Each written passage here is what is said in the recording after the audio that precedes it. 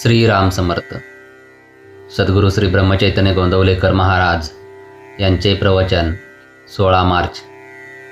प्रपंचातील आसक्ती कमी कशी होईल? आज आमची स्थिती कशी झाली आहे पहा. प्रपंच आम्हाला सुटत नाही. भगवंताचे प्रेम आम्हाला पाहिजे. या प्रपंचावरचे प्रेम न सोडता आम्हाला भगवंताचे समाधान लाभावे अशी आमची इच्छा आहे. खरोखर प्रपंचातले आमचे हे प्रेम व्यभिचारी आहे. प्रेम ही वस्तू अशी आहे की ती एकाच ठिकाणी ठेवता येईल. एका म्यानात ज्याप्रमाणे 2 तलवारी राहू शकत नाहीत, त्याप्रमाणे आमचे प्रेम आम्हाला 2 ठिकाणी ठेवता येणार नाही. आमचे खरे सुख एका भगवंताजवळच आहे आणि ते मिळवण्यासाठी आम्ही प्रपंच सोडायला पाहिजे असे नाही. प्रपंचात आम्हाला वाटणारी आसक्ती ही मुख्यतः नाहीशी झाली पाहिजे. शास्त्रात सुद्धा हेच सांगितले आहे. शास्त्र हे अनुभवाचे बनलेले आहे. आमचा अनुभव आम्ही शास्त्राबरोबर पडताळून पाहत नाही. प्रपंचाची खरी किंमत आम्हाला कळल्याशिवाय त्याच्याबद्दल वाटणारी आमची आसक्ती कमी होणार नाही.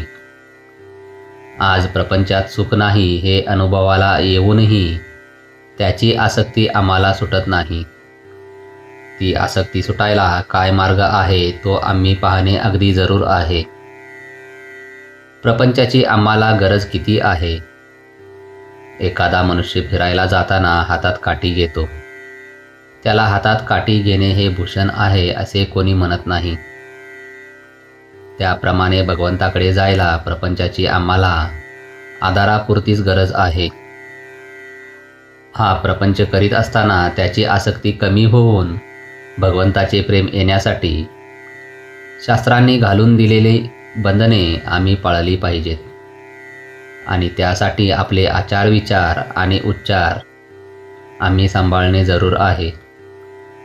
आपण आपल्या संस्काराप्रमाणे वागलो तर निवृत्तीमध्येच जाऊ, कारण आपली प्रवृत्ती ही सर्व निवृत्तीपरच आहे, यात संशय नाही. आता यापुढे आपण रामाच्या नावाने प्रपंचाचा धंदा करूया, म्हणजे नफा तोटा त्याचाच होईल. प्रपंचात सदाचाराने वागावे. सदाचार हा मूळ पाया आहे. नीतिधर्माचे आचरण असावे. नीतिधर्माची बंधने ही आमचे विकार आवरण्यासाठीच आहेत. विचाराने अत्यंत पवित्र असावे. कोणाचा द्वेष मत्सर करू नये आणि दुसऱ्याचे अहित चिंतू नये. उच्चार तर फार सांभाळले पाहिजेत.